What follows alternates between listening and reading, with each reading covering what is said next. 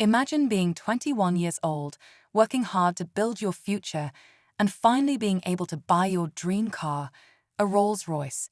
But instead of praise, you're met with suspicion and judgment. That's exactly what happened to me. One morning, as I was getting ready to take my car out for a spin, an HOA Karen spotted me in the driveway and immediately started accusing me of something I never expected. She claimed there was no way someone my age could afford such a luxury car and insisted I must have stolen it.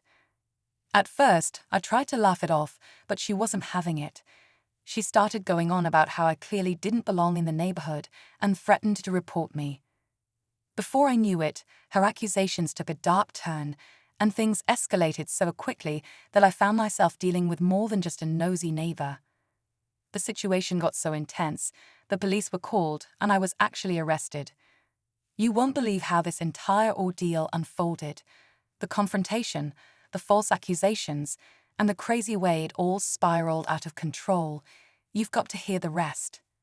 Stick around to find out what happened next. Trust me, this is a story you don't want to miss. Let me give you some context. I've always worked hard for everything I've had. The Rolls-Royce didn't just fall into my lap. I spent years saving up, grinding through multiple jobs, and even starting my own business. It wasn't easy, but I was determined. Getting that car was a symbol of everything I'd achieved. I wasn't trying to show off, I was proud of my hard work. But apparently, to the woman from the HOA, that wasn't enough. She didn't see my success as the result of ambition.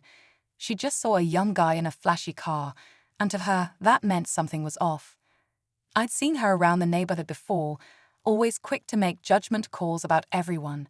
It wasn't the first time she'd caused drama over small things, like the color of someone's mailbox or the height of their grass. But this time, she had crossed a line. As I stood there trying to explain, she wasn't listening. Instead, she kept raising her voice, calling me suspicious and untrustworthy. That's when I realized this wasn't just about the car anymore. It was about me being young, successful, and maybe even a little different in her eyes. Before I could react, she was on the phone with someone. The words police and theft were all I heard, and that's when my stomach dropped. The seconds felt like hours as I stood there frozen, hearing her loudly explaining to the police about this suspicious young man with a Rolls-Royce. I could hardly believe what was happening. I'd never been in trouble with the law before. I'd never even had a speeding ticket. This was all so surreal, and yet, it felt like I was trapped in some twisted nightmare. I kept trying to reason with her, telling her I'd worked hard for everything I had. But her face showed no sign of understanding, only contempt. She wasn't interested in my story. She was too busy assuming the worst about me, and that's when I realized it wasn't just about the car. She didn't trust young people, especially ones who didn't fit into her narrow idea of what success looked like. To her, someone like me wasn't supposed to have a luxury car unless I'd done something shady. The longer she talked to the police, the more my heart raced. It was like I was losing control of the situation. I glanced over at the driveway, at the Rolls-Royce sitting there so innocently. What was meant to be a symbol of success had now turned into a source of tension, something that made people view me as a criminal instead of an achiever. By the time the police arrived, I could see in their faces that they were already buying into her version of events. They didn't seem interested in hearing my side of the story. I tried to stay calm, but the situation was spiraling out of my control. As they started asking me questions, I could feel the weight of the situation pressing down on me. It didn't matter how much I explained. This was bigger than just a misunderstanding. It felt like a battle between her perception of me and the truth of who I really was. The officers began asking me questions, but it felt like they were already making up their minds before I could even explain. I told them about my business, how long I'd been working, how I'd saved up for this car, but each answer seemed to make them more suspicious, not less. One of the officers kept glancing at the Rolls-Royce, almost like he was waiting for me to slip up, as if I couldn't possibly be the legitimate owner of such an expensive car at my age. His partner, a bit quieter, asked for my ID, and as I handed it over, I could see the way they exchanged looks. I felt a lump form in my throat. I wasn't just a young guy with a luxury car anymore. I was a potential criminal. The more they questioned me, the more I felt like I was being treated like a suspect. I tried to explain that I had nothing to hide, but they weren't listening. The HOA Karen was standing by, watching with a smug expression, arms crossed like she'd won. Then, to my horror, one of the officers pulled out his phone and started taking photos of the car. My stomach twisted, and I knew at that moment, things were getting worse, not better. They were taking this seriously. This wasn't just a neighborhood nuisance anymore. This was a criminal investigation, or at least it felt that way. I could see the fear in my parents' faces as they stepped outside, hearing the commotion, but there was nothing they could do. I started to panic. Was I about to be arrested? For what? Owning a car?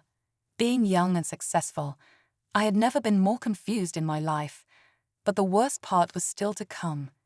As the officers continued their questioning, the Karen pulled out her phone and made another call. The words tow truck were all I needed to hear to realize this nightmare was far from over. The words tow truck echoed in my mind as the officer on the phone confirmed that a tow would be arriving soon. I couldn't believe it. They were seriously about to take my car away based on nothing but this woman's accusations. But just as my heart was sinking, something completely unexpected happened. A black car rolled up slowly, and I recognized the driver immediately. It was Mr. Thompson, a wealthy neighbor who'd lived down the street for years. I had done a few small projects for him in the past, fixing up a few things around his house.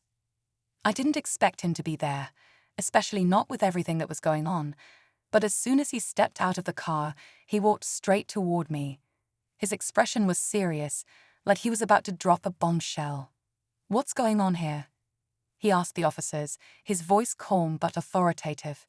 The Karen turned to him, almost surprised to see him, but then quickly tried to explain her side of the story. Mr. Thompson didn't let her finish. He interrupted her, cutting through the tension. "I know this young man. He's not some criminal. He's been working hard for years to get where he is, and that car," he gestured toward the Rolls-Royce, "is his, no question." The officers seemed a bit taken aback, clearly not expecting a high-profile neighbor to step in. Mr. Thompson's reputation in the neighborhood had always been impeccable, and suddenly, the situation felt like it was about to shift. But just when I thought it couldn't get any stranger, Mr. Thompson dropped another bombshell. He turned to the officer and said, "You should also know, this woman isn't exactly who she says she is." My heart skipped a beat. What was he talking about? What could he possibly know about her? I couldn't have been more confused. This was turning into something far bigger than I had ever imagined. Mr. Thompson's words hung in the air like a heavy weight. The officers turned to him, clearly intrigued, but they didn't know what to make of it. The Karen, on the other hand, looked like she'd just seen a ghost.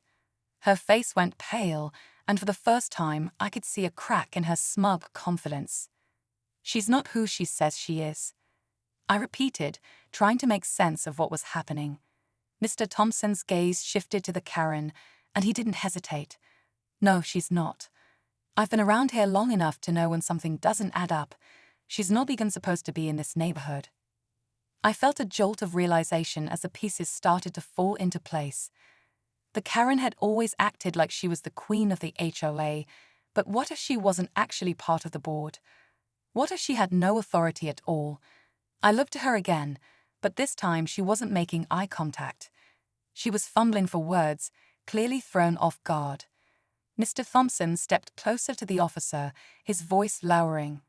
"You should look into her background. She's been trying to stir trouble for months, and I think she's been using that position to intimidate people. I've heard rumors, but I didn't think it was true until now." Just as the officer nodded, about to take a step toward her, the Karen's phone rang.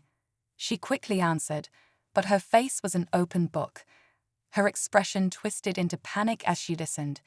Then, with a shaky voice, she muttered, "What do you mean they found out?" I froze. Found out? What was she talking about? Before I could process it, Another officer came rushing down the street, and with him was someone I never expected to see, the real HOA president. He had clearly just arrived and looked furious. The officer spoke to him briefly, and suddenly, the entire mood shifted. The real HOA president turned to the Karen, and in front of everyone, he said. The Karen stood there, wide-eyed and speechless, as the officers began to walk toward her. She started to back away, but it was clear her reign of terror had ended. She was being escorted off the property, and the tension finally began to lift from the air. I was left standing there, still in shock, my mind spinning. But just when I thought everything was over, Mr. Thompson turned to me with a grin and said, "I guess you'll be getting your car back, after all." I couldn't help but laugh in disbelief, but as the officer handed me back the keys, something strange happened. The Karen, now being escorted out, shot me one last look, a glare full of hatred, and in that moment I realized that not only had I won, but I had exposed something much bigger. The truth had come out, but the feeling of victory was tainted by the knowledge that there were people like her out there, ready to tear others down. As I got into my car, I couldn't shake the feeling that this wasn't the end of the story. Something told me I hadn't seen the last of her or her twisted schemes. As I drove away, the weight that had been pressing on me for hours finally lifted. The whole ordeal felt surreal, but I couldn't help but feel a sense of relief. The truth had come out, and not only was I keeping my car, but the neighborhood was finally free from the toxic presence of the Karen. She might have tried to destroy my reputation, but in the end, she only exposed her own lies. The next few days were quiet. The HOA board began taking action to make sure something like this never happened again, and I was welcomed back into the community with open arms. My business picked up even more, and the respect I gained from handling the situation calmly and confidently helped me gain a new sense of trust and admiration from those around me. I learned a lot from this experience. Success isn't always easy, especially when others try to tear you down, but staying true to who you are and standing up for yourself makes all the difference. Sometimes, the real battle isn't about the material things you have, but about your character.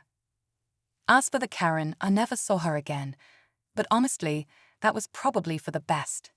Some people can't handle the truth, and that's a lesson I'll never forget.